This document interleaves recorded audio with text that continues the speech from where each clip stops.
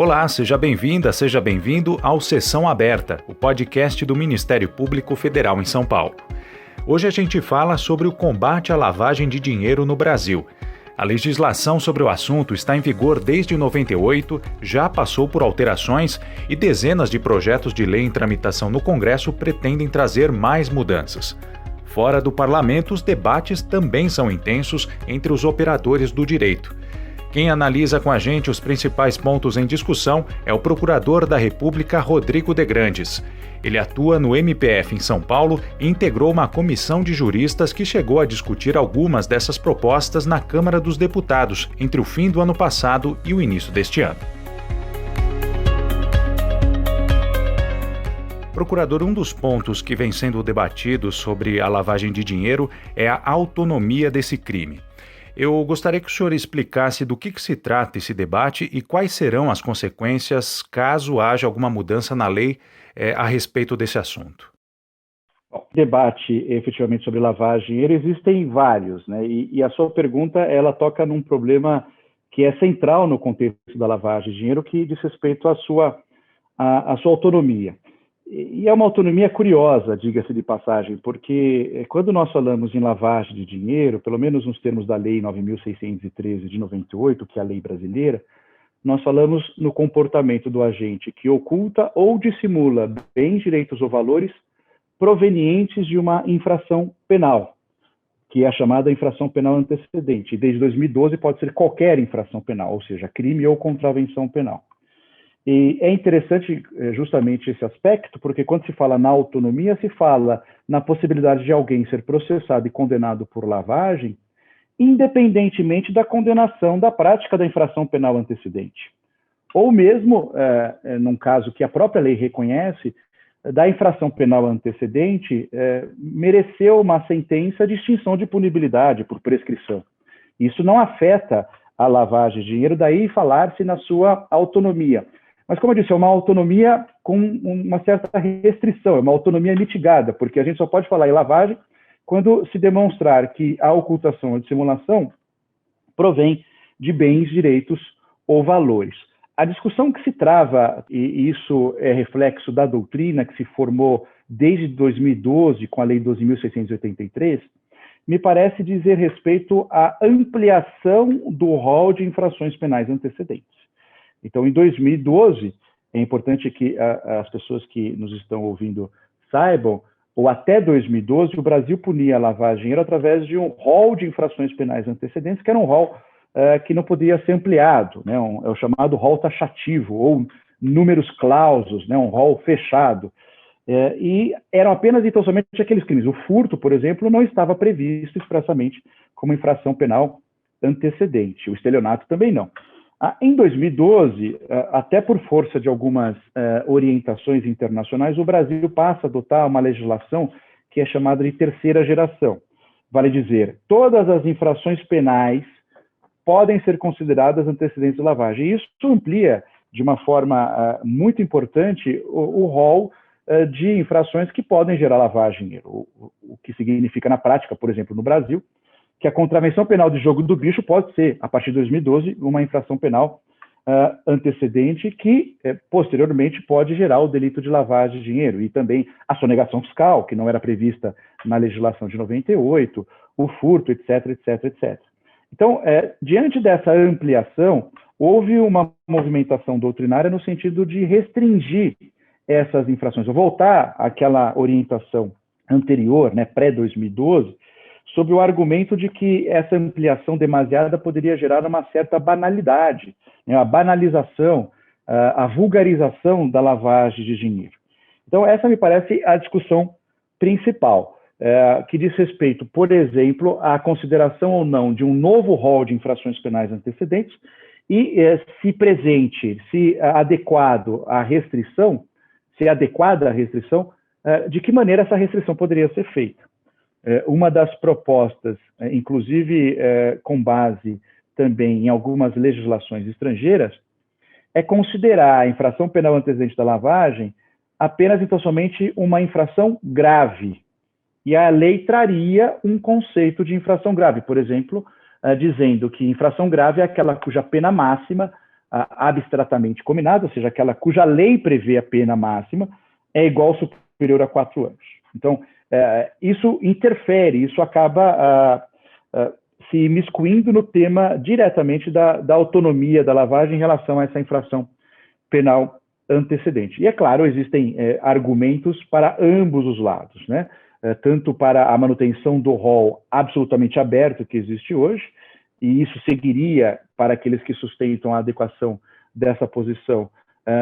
O padrão internacional, a grande maioria dos países adota uma legislação de terceira geração, e, de outro lado, os argumentos que apregoam, né, sustentam, preconizam a restrição do rol sob este viés da banalização, da vulgarização, e que muitas vezes feriria até a ideia de proporcionalidade, porque se nós temos a lavagem de dinheiro, vejam vocês, com pena de 3 a 10 anos, e a infração penal antecedente é uma infração penal de menor potencial ofensivo que sequer gera prisão, ou gera uma prisão de 2 meses, aí argumenta-se sobre a questão da proporcionalidade. Então, sem querer adiantar uma posição pessoal, eu colocaria basicamente a discussão sobre esses termos. Outro ponto que tem gerado discussão entre os operadores do direito é a própria caracterização do crime de lavagem de dinheiro, ou exatamente em que momento esse crime é consumado. Por exemplo, a questão da ocultação, né? Um indivíduo que esconde uma certa quantia oriunda de corrupção ou qualquer outra prática ilícita, mas que não reintroduz esses valores na economia, né? Não faz uso desse dinheiro. Uma discussão aí, isso seria ou não lavagem? O senhor acha que uma eventual mudança na legislação poderia estabelecer critérios mais objetivos que pudessem resolver questões desse tipo? A lei ou a nova lei de lavagem poderia certamente deliberar ou regular este tema. A pergunta que eu faço, tentando responder a sua pergunta, é se isso é papel da lei. Talvez, me parece, que este papel de melhor interpretação, de melhor definição, desse aprimoramento do tipo penal de lavagem de dinheiro, seja conferido prioritariamente à doutrina e também à jurisprudência, e não propriamente ao legislador. E a sua pergunta me faz refletir sobre justamente a necessidade de modificação da Lei 9.613 de 98 a partir da modificação da Lei 12.683 de 2012. Me parece que a Lei 9.613 é uma boa lei, e é uma lei que ainda merece estudo, é uma lei que merece um aprofundamento. E quando eu falo em aprofundamento, eu falo em um aprofundamento doutrinário, acadêmico, dogmático. Para que você tenha ideia, hoje, no Brasil, não há uma definição muito clara do ponto de vista doutrinário e, por consequência, jurisprudencial, sobre qual seja o bem jurídico protegido da lavagem de dinheiro.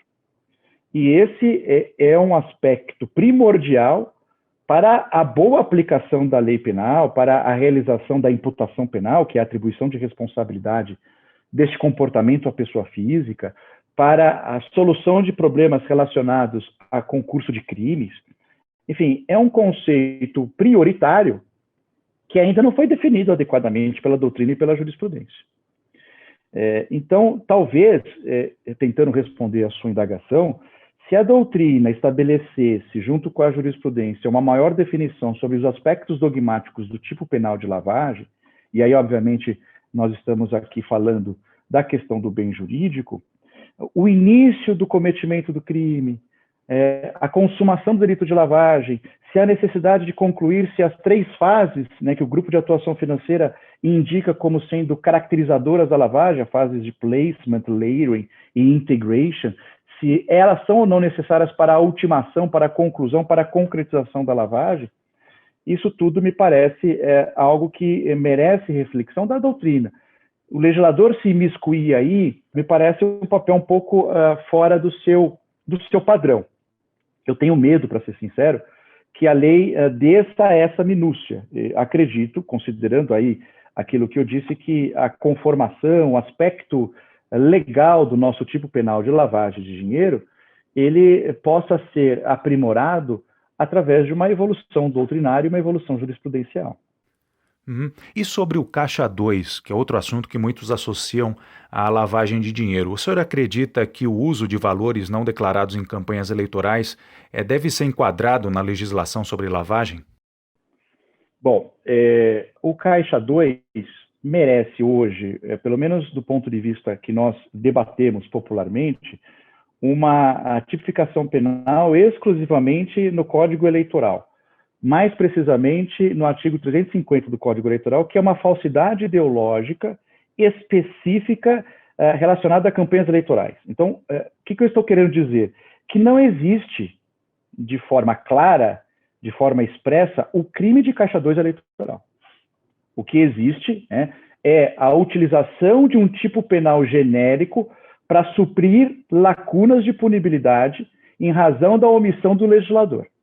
E isso fica muito claro, por exemplo, quando a gente percebe os processos eleitorais, que na verdade descrevem falsidades ideológicas do ponto de vista genérico, mas que evidentemente dizem respeito a questões eleitorais. A lavagem, ela eventualmente pode ser caracterizada através de um Caixa 2, mas obviamente as características que são inerentes à lavagem, e aqui eu ressalto tanto a ocultação como a dissimulação, devem estar presentes. Então não basta ter Caixa 2, é preciso ter um Caixa 2 de uma forma dissimulada, de uma forma obscura, de uma forma, digamos assim, mais sofisticada, que possa justamente tornar mais difícil o acesso por parte das autoridades à origem e à propriedade desses valores.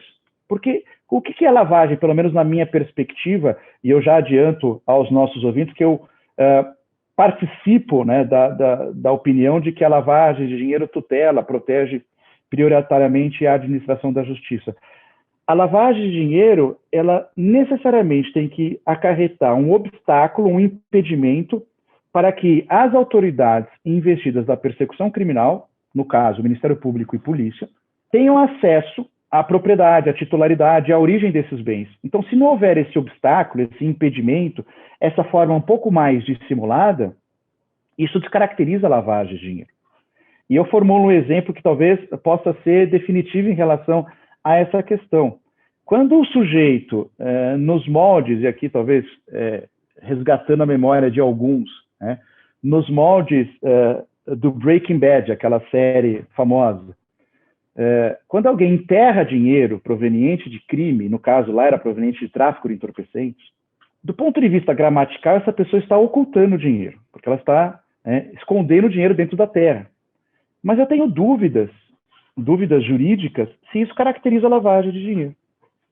Muito embora a nossa lei, no artigo 1º, diga expressamente que ocultar é um comportamento de lavagem de dinheiro. O que eu estou querendo dizer com isso? Que a gente tem que ir além do que está previsto na lei. E é por isso que é necessário um conceito do bem jurídico, ou seja, do objeto que está atrás dessa tipificação e que merece ser lesado ou colocado sob risco de lesão para que haja crime. Então, se não houver, nesse caso da ocultação, me parece que não há delito, no máximo, ou no limite, a gente pode considerar que a ocultação poderia ser um ato preparatório ou uma tentativa de lavagem, mas lavagem consumada propriamente não há, justamente diante da ausência deste perigo ao bem jurídico à administração da justiça.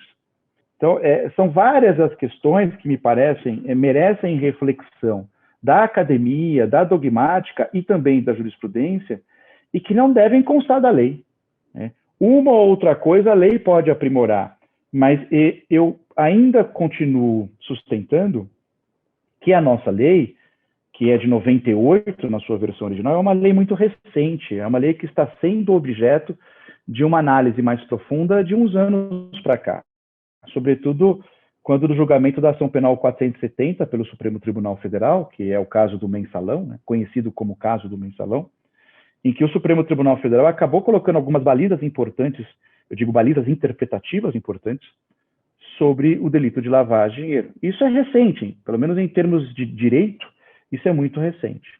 Então, eu acredito que talvez uma modificação legislativa devesse ser pontual, para tentar indicar um ou outro ponto de aprimoramento em relação à persecução criminal de lavagem, no máximo. Um outro assunto em debate a respeito da lavagem é a relação entre a prática desse crime e o exercício da advocacia. Quais são os deveres dos advogados no contexto do combate à lavagem e em que perspectiva a própria atuação desses profissionais pode configurar esse crime? Esse é um assunto interessante porque ele começou a ser discutido em 2012 com a Lei 12.683, que modificou o artigo 9º, inciso 14, e trouxe dentre aquelas pessoas obrigadas, inclusive pessoas físicas obrigadas, a comunicação de atividade suspeita, manutenção de cadastro, né? Conheça o seu cliente, enfim, atitudes típicas de prevenção à lavagem de dinheiro, algumas atividades de gestão de fundos, gestão de contas, agentes de profissionais da área esportiva, que podem tangenciar efetivamente o profissional da advocacia. E isso, é importante que se diga, foi fruto de uma, digamos, orientação internacional, no sentido de que alguns profissionais da advocacia, alguns, não todos, mas alguns específicos profissionais da advocacia seriam pessoas obrigadas no contexto da prevenção à lavagem de dinheiro. Em especial, advogados societários e tributários. Advogados que não realizavam, é bom que se diga, é importante que se registre, não realizavam atividade contenciosa. Então, o advogado criminal, o contencioso civil, contencioso arbitral, tributário, esse jamais, por envolver, obviamente, direito de ampla defesa e contraditório, esse jamais poderia ser obrigado. Mas o advogado consultivo poderia ser considerado pessoa obrigada à luz do artigo 9º, inciso 14. Em um primeiro momento, a Ordem dos Advogados do Brasil, através do seu Conselho Federal, emitiu um parecer dizendo que o advogado não estava sujeito ao artigo 9º, inciso 14, mas é curioso verificar, e os nossos ouvintes têm que saber disso, que, na verdade, quem decide, quem está sob a égide, né, o alcance do artigo 9º, inciso 14 da Lei 9.613, é o juiz, no caso concreto. E depois de 2012, foram realizadas algumas operações da polícia, algumas ações penais envolvendo justamente o advogado, inclusive por omissão do dever de comunicação. Há, inclusive, alguns registros de condenação criminal por participação de lavagem de dinheiro do advogado que não comunica atividade suspeita dolosamente. A despeito, repito, deste parecer da Ordem dos Advogados do Brasil.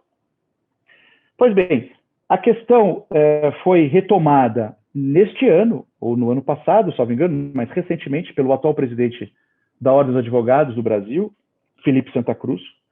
Ele, a meu ver, absolutamente correto, percebendo esse problema que dizia respeito à atividade de sua classe, constituiu uma comissão para que essa comissão estudasse o problema e propusesse uma regulamentação do advogado na lavagem de dinheiro, inclusive sobre a questão dos honorários, porque fora do Brasil, e aqui no Brasil também em certa medida, mas fora do Brasil se debate muito se recebimento de valores provenientes de crime a título de honorários pode ou não configurar lavagem de dinheiro.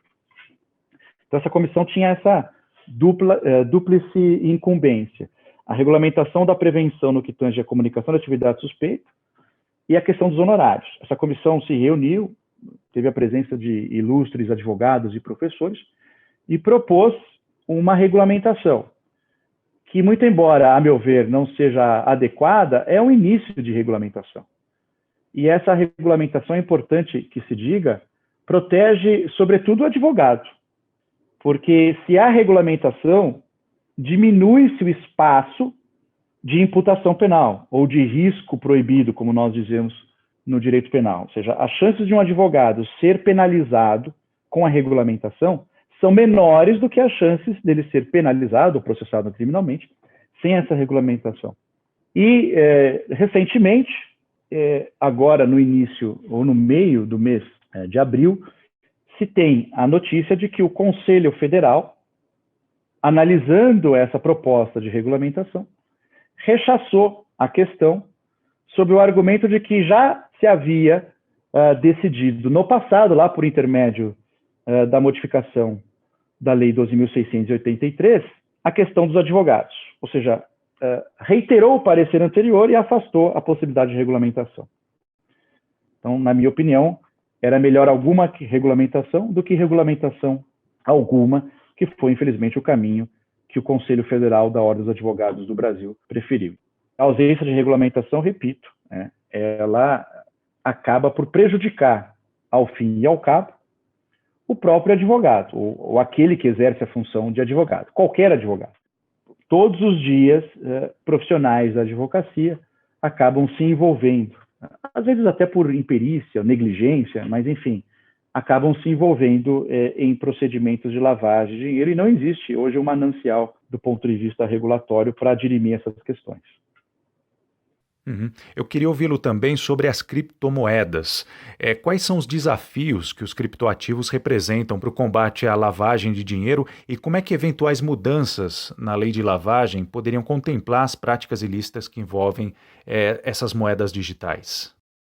Uma das características principais dessas criptomoedas é justamente o anonimato, pelo menos em relação às pontas que negociam. E isso, obviamente, pode ser utilizado para fins de ocultação ou de simulação de bens, direitos ou valores adquiridos através de uma infração penal. E é interessante até mencionar isso, porque normalmente os veículos financeiros, as operações financeiras, elas nascem para operações lícitas, mas são subvertidas, digamos assim, né, pelos agentes mal intencionados e que se valem de recursos obtidos criminosamente. E, obviamente, as criptomoedas constituem um veículo importante, e já existem relatos no Brasil e fora do Brasil, de utilização de criptomoedas para fins de lavagem de dinheiro. A discussão, me parece, não me parece ser objeto de lei neste momento, porque o Instituto é muito recente. Melhor seria, para fins de persecução criminal e de atribuição de responsabilidade penal, no âmbito da lei de lavagem de dinheiro, através da utilização de criptoativos, que houvesse, preliminarmente, uma regulamentação administrativa deste tema. E é importante que se diga que não há, até o momento, regulamentação administrativa, senão, exclusivamente, uma regulamentação tributária, no que tange a tributação de renda, né, pela Receita Federal do Brasil. Mas regulação em termos de ativo financeiro não há. O Banco Central do Brasil tem dito que o assunto não é dele, sob o argumento de que não se trata de moeda. A Comissão de Valores Mobiliários tampouco tem se imiscuído sob o argumento de que não é um valor mobiliário. De maneira que o que existe hoje é um vácuo regulamentatório no que tange a questão infralegal. E me parece que o Banco Central do Brasil é a figura protagonista dessa questão do criptoativo. Então, há uma primeira ideia, digamos assim, para que haja uma manifestação das autoridades administrativas, e aí o destaque é para o Banco Central do Brasil, e eventualmente considerar na lei, numa modificação legislativa, a utilização dos criptoativos como sendo uma causa de aumento de pena. Não uma forma específica de lavagem, não.